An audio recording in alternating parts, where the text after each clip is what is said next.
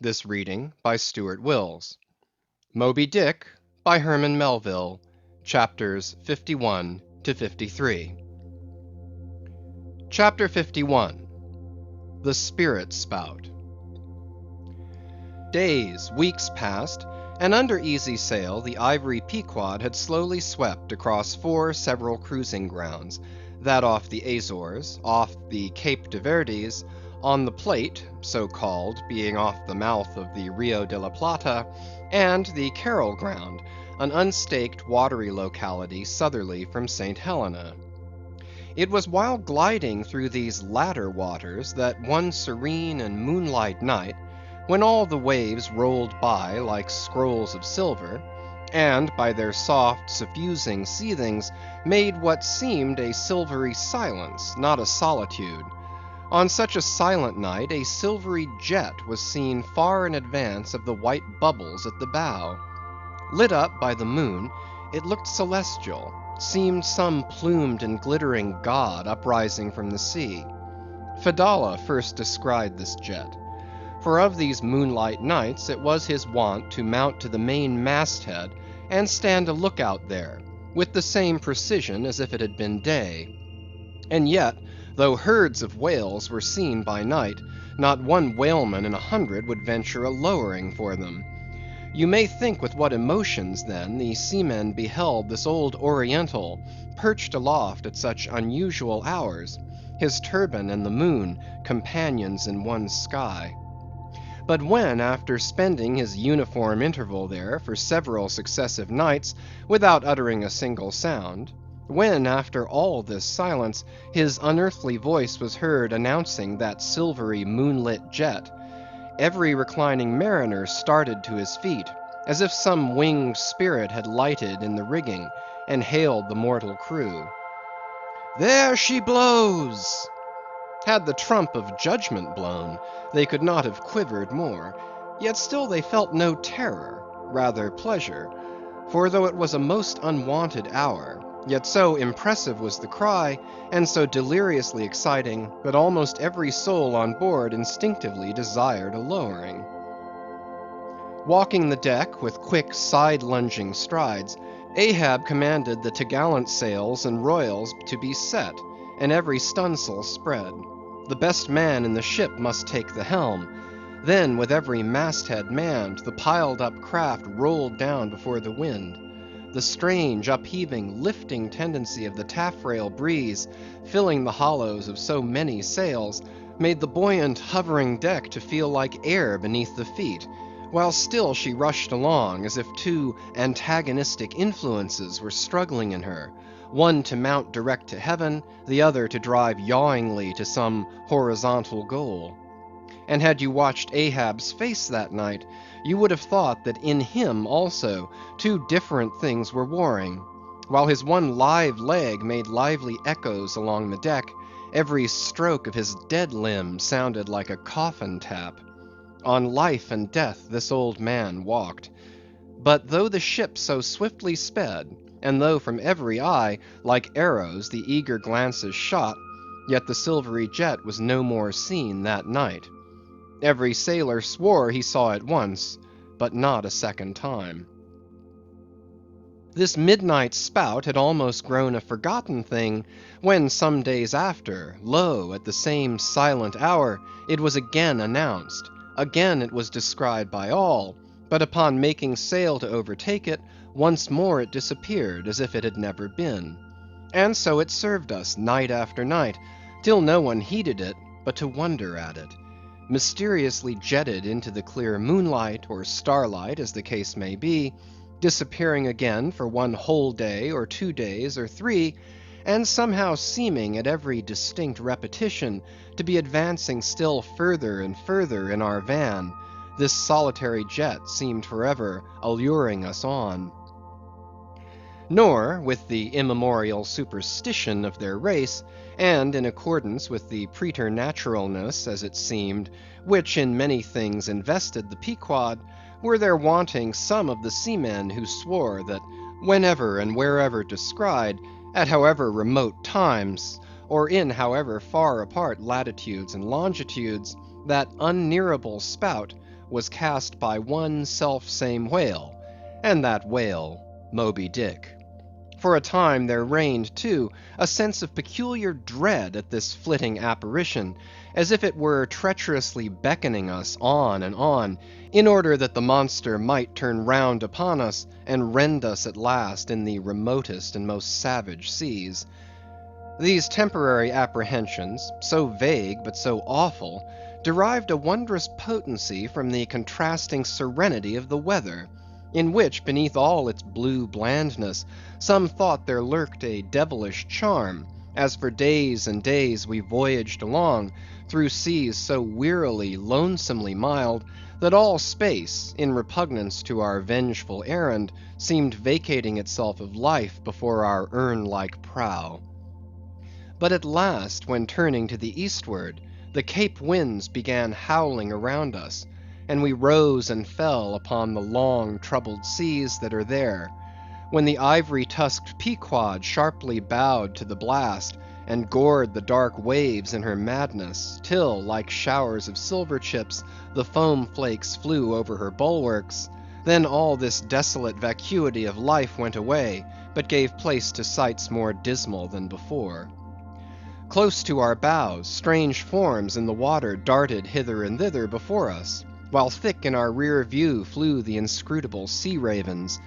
And every morning, perched on our stays, rows of these birds were seen, and, spite of our hootings, for a long time obstinately clung to the hemp, as though they deemed our ship some drifting, uninhabited craft, a thing appointed to desolation, and therefore fit roosting place for their homeless selves. And heaved, still unrestingly heaved the black sea, as if its vast tides were a conscience, and the great mundane soul were in anguish and remorse for the long sin and suffering it had bred. Cape of Good Hope, do they call you? Rather Cape Tormentoso, as called of yore. For long allured by the perfidious silences that before had attended us, we found ourselves launched into this tormented sea, where guilty beings transformed into those fowls and these fish, seem condemned to swim on everlastingly, without any haven in store, or beat that black air without any horizon. But calm, snow white, and unvarying, still directing its fountain of feathers to the sky, still beckoning us on from before, the solitary jet would at times be descried. During all this blackness of the elements, Ahab, though assuming for the time the almost continual command of the drenched and dangerous deck, manifested the gloomiest reserve, and more seldom than ever addressed his mates. In tempestuous times like these, after everything above and aloft has been secured, nothing more can be done but passively to await the issue of the gale. Then captain and crew become practical fatalists. So, with his ivory leg inserted into its accustomed hole, and with one hand firmly grasping a shroud, Ahab for hours and hours would stand gazing dead to windward, while an occasional squall of sleet or snow would all but congeal his very eyelashes together. Meantime the crew, driven from the forward part of the ship by the perilous seas that burstingly broke over its bows, stood in a line along the bulwarks in the waist, and the better to guard against the leaping waves, each man had slipped himself into a sort of bowline secured to the rail, in which he swung as in a loosened belt. Few or no words were spoken, and the silent ship, as if manned by painted sailors in wax, day after day, tore on through all the swift madness and gladness of the demoniac waves. By night, the same muteness of humanity before the shrieks of the ocean prevailed. Still in silence the men swung from the bowlines. Still wordless Ahab stood up to the blast. Even when wearied nature seemed demanding repose, he would not seek that repose in his hammock. Never could Starbuck forget the old man's aspect, when one night, going down into the cabin to mark how the barometer stood, he saw him with closed eyes sitting straight in his floor-screwed chair, The rain and half-melted sleet of the storm from which he had some time before emerged, still slowly dripping from the unremoved hat and coat. On the table beside him lay unrolled one of those charts of tides and currents which have previously been spoken of. His lantern swung from his tightly clenched hand. Though the body was erect, the head was thrown back, so that the closed eyes were pointed towards the needle of the telltale that swung from a beam in the ceiling. Footnote: the cabin compass is called the telltale, because without going to the compass at the helm, the captain while below can inform himself of the course of the ship. End of footnote. Terrible old man, thought Starbuck with a shudder. Sleeping in this gale, still thou steadfastly eyest thy purpose. Chapter 52. The Albatross. Southeastward from the Cape, off the distant Crozetts, a good cruising ground for right whalemen, a sail loomed ahead, the Goney, Albatross by name.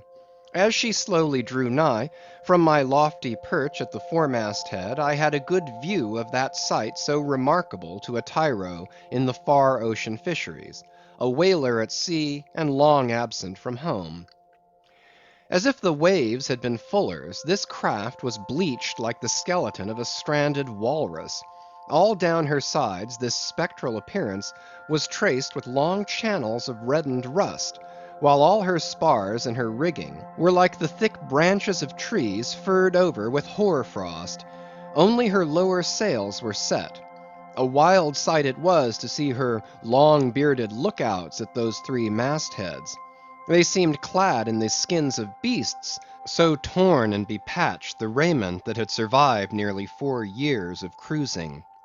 Standing in iron hoops nailed to the mast, they swayed and swung over a fathomless sea; and though, when the ship slowly glided close under our stern, we 6 men in the air came so nigh to each other that we might almost have leaped from the mastheads of one ship to those of the other, yet those forlorn-looking fishermen, mildly eyeing us as they passed, said not one word to our lookouts, while the quarter-deck hail was being heard from below. "Ship ahoy! Have ye seen the white whale?"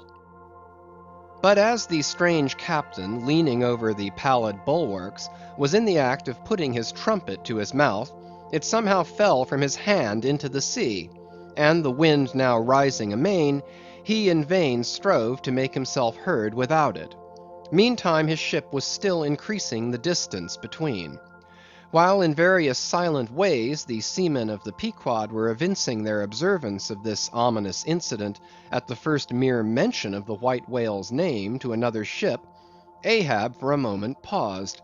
It almost seemed as though he would have lowered a boat to board the stranger, had not the threatening wind forbade. But taking advantage of his windward position, he again seized his trumpet, and knowing by her aspect that the stranger vessel was a Nantucketer, and shortly bound home, he loudly hailed, "Ahoy there! This is the Pequod, bound round the world. Tell them to address all future letters to the Pacific Ocean. And this time 3 years, if I am not home, tell them to address them to—" At that moment the two wakes were fairly crossed, and instantly, then, in accordance with their singular ways, shoals of small harmless fish, that for some days before had been placidly swimming by our side, darted away with what seemed shuddering fins, and ranged themselves fore and aft with the stranger's flanks.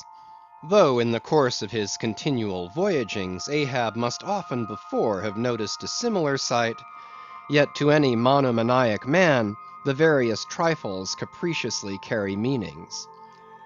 "Swim away from me, do ye?" murmured Ahab, gazing over into the water. There seemed but little in the words, but the tone conveyed more of deep helpless sadness than the insane old man had ever before evinced. But turning to the steersman, who thus far had been holding the ship in the wind to diminish her headway, he cried out in his old lion voice, "Up helm! Keep her off round the world!" Round the world! There is much in that sound to inspire proud feelings. But whereto does all that circumnavigation conduct? Only through numberless perils to the very point whence we started, where those that we left behind secure were all the time before us. Were this world an endless plain, and by sailing eastward we could forever reach new distances and discover sights more sweet and strange than any Cyclades or islands of King Solomon, then there were promise in the voyage. But in pursuit of those far mysteries we dream of, or in tormented chase of that demon phantom that, some time or other, swims before all human hearts, while chasing such over this round globe, they either lead us on in barren mazes, or midway leave us whelmed. Chapter 53. The Gam. The ostensible reason why Ahab did not go on board of the whaler we had spoken was this: the wind and sea betokened storms. But even had this not been the case, he would not, after all, perhaps, have boarded her, judging by his subsequent conduct on similar occasions, if so it had been, that by the process of hailing he had obtained a negative answer to the question he put. For, as it eventually turned out, he cared not to consort even for 5 minutes with any stranger captain, except he could contribute some of that information he so absorbingly sought.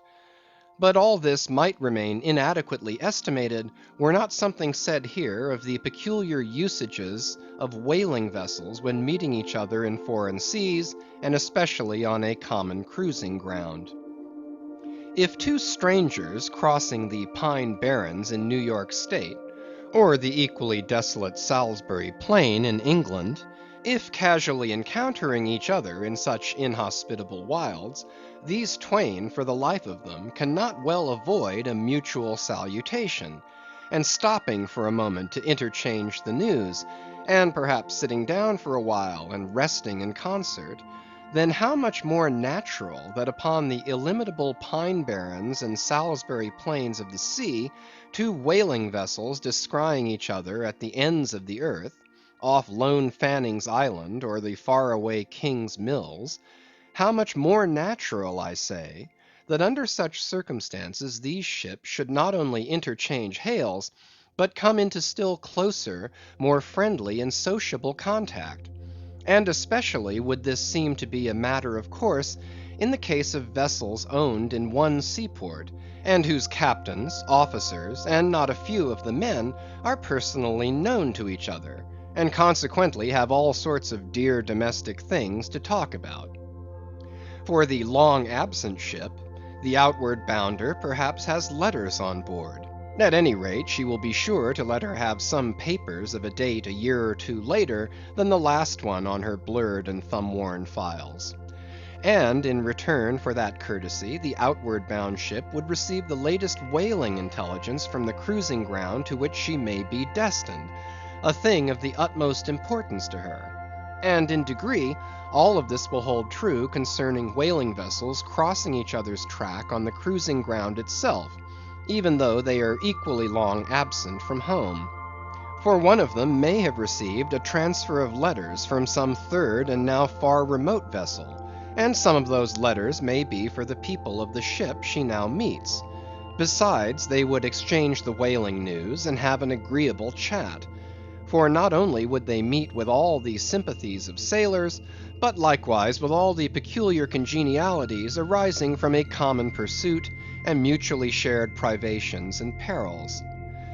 Nor would difference of country make any very essential difference; that is, so long as both parties speak one language, as is the case with Americans and English; though to be sure, from the small number of English whalers, such meetings do not very often occur, and when they do occur, there is too apt to be a sort of shyness between them; for your Englishman is rather reserved, and your Yankee, he does not fancy that sort of thing in anybody but himself. Besides, the English whalers sometimes affect a kind of metropolitan superiority over the American whalers, regarding the long, lean Nantucketer, with his nondescript provincialisms, as a sort of sea peasant. But where this superiority in the English whaleman does really consist, it would be hard to say, seeing that the Yankees in one day collectively kill more whales than all the English collectively in 10 years. But this is a harmless little foible in the English whale hunters, which the Nantucketer does not take much to heart, probably because he knows he has a few foibles himself. So then, we see that of all ships separately sailing the sea, the whalers have most reason to be sociable, and they are so. Whereas some merchant ships crossing each other's wake in the mid-Atlantic will oftentimes pass on without so much as a single word of recognition, mutually cutting each other on the high seas like a brace of dandies in Broadway, and all the time indulging, perhaps, in finical criticism upon each other's rig. As for men of war, when they chance to meet at sea, they first go through such a string of silly bowings and scrapings, such a ducking of ensigns, that there does not seem to be much right down hearty goodwill and brotherly love about it at all. As touching slave ships meeting, why they are in such a prodigious hurry, they run away from each other as soon as possible. And as for pirates, when they chance to cross each other's crossbones, the first hail is, "How many skulls?" the same way that whalers hail, "How many barrels?" And that question once answered, pirates straightway steer apart, for they are infernal villains on both sides, and don't like to see overmuch of each other's villainous likenesses. But look at the godly, honest, unostentatious, hospitable, sociable, free and easy whaler.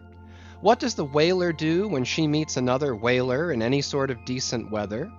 She has a gam, a thing so utterly unknown to all other ships that they never heard of the name even, and if by chance they should hear of it, they only grin at it, and repeat gamesome stuff about spouters and blubber boilers, and such like pretty exclamations.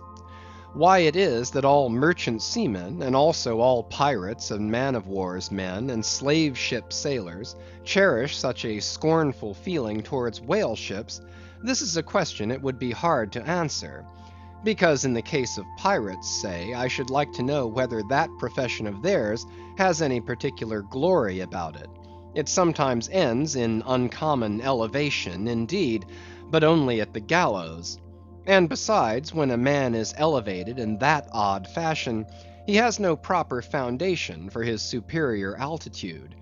Hence I conclude, that in boasting himself to be high lifted above a whaleman, in that assertion the pirate has no solid basis to stand on. But what is a gam? You might wear out your index finger running up and down the columns of dictionaries and never find the word. Dr. Johnson never attained to that erudition. Noah Webster's ark does not hold it. Nevertheless, this same expressive word has now for many years been in constant use among some 15,000 true-born Yankees. Certainly it needs a definition, and should be incorporated into the lexicon. With that view, let me learnedly define it. Gam, noun. A social meeting of two or more whale ships, generally on a cruising ground, when, after exchanging hails, they exchange visits by boat's cruise, the two captains remaining for the time on board of one ship, and the two chief mates on the other. There is another little item about gamming which must not be forgotten here. All professions have their own little peculiarities of detail, so has the whale fishery. In a pirate, man-of-war, or slave ship, when the captain is rowed anywhere in his boat, he always sits in the stern sheets on a comfortable, sometimes cushioned seat there, and often steers himself with a pretty little milliner's tiller decorated with gay cords and ribbons. But the whale boat has no seat astern, no sofa of that sort whatever, and no tiller at all. High times indeed, if whaling captains were wheeled about the water on casters, like gouty old aldermen in patent chairs. And as for the tiller, the whale boat never admits of any such effeminacy, and therefore, as in gamming a complete boat's crew must leave the ship, and hence as the boat steerer or harpooneer is of that number, that subordinate is the steersman upon the occasion, and the captain having no place to sit in, is pulled off to his visit all standing like a pine tree. And often you will notice that being conscious of the eyes of the whole visible world resting on him from the sides of the two ships, this standing captain is all alive to the importance of sustaining his dignity by maintaining his legs. Nor is this any very easy matter, for in his rear is the immense projecting steering oar hitting him now and then in the small of his back, the after oar reciprocating by rapping his knees in front. He is thus completely wedged before and behind, and can only expand himself sideways by settling down on his stretched legs. But a sudden violent pitch of the boat will often go far to topple him, because length of foundation is nothing without corresponding breadth.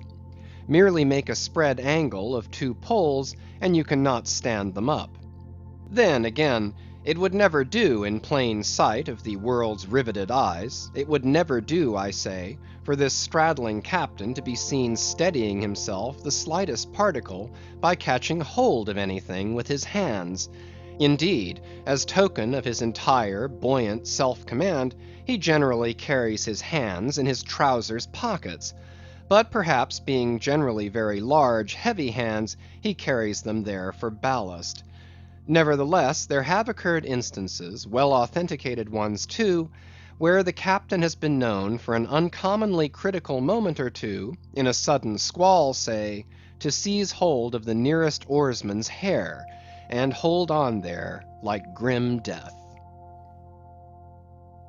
End of chapters 51 to 53.